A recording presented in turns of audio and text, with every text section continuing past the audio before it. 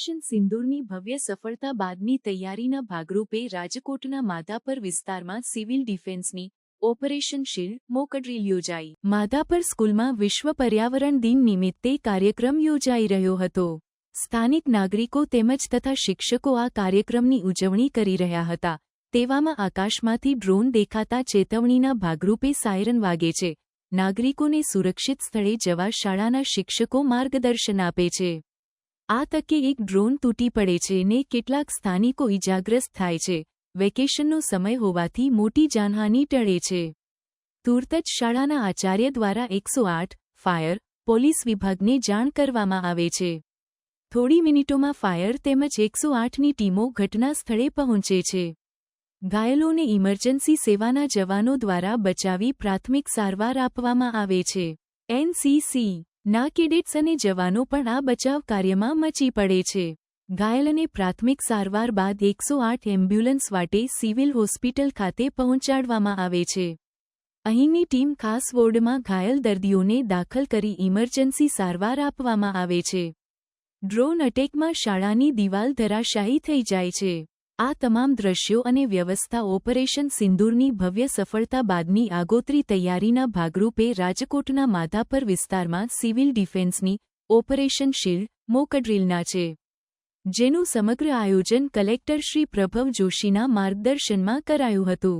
રાજ્ય સરકારની સૂચના અનુસાર દેશના સંવેદનશીલ વિસ્તારોમાં વસવાટ કરતા નાગરિકોની સુરક્ષા વ્યવસ્થાની ચકાસણી અને મૂલ્યાંકન કરવા માટે નાગરિક સંરક્ષણ કવાયત સિવિલ ડિફેન્સ મોક ડ્રીલ યોજાઈ હતી।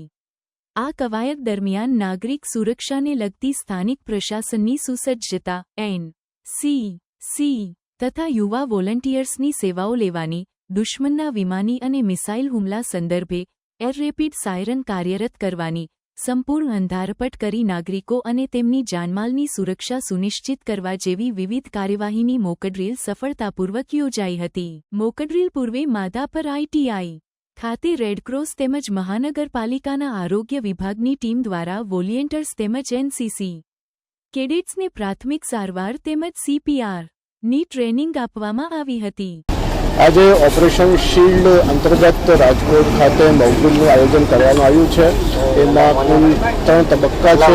પ્રથમ જે તબક્કો છે એમાં જે એક્ટિવ રિકોલ એટલે જે અમારા સિવિલ ડિફેન્સના વોલન્ટિયર્સ છે એમને મેસેજ મોકલીને જાણ કરવામાં આવી હતી।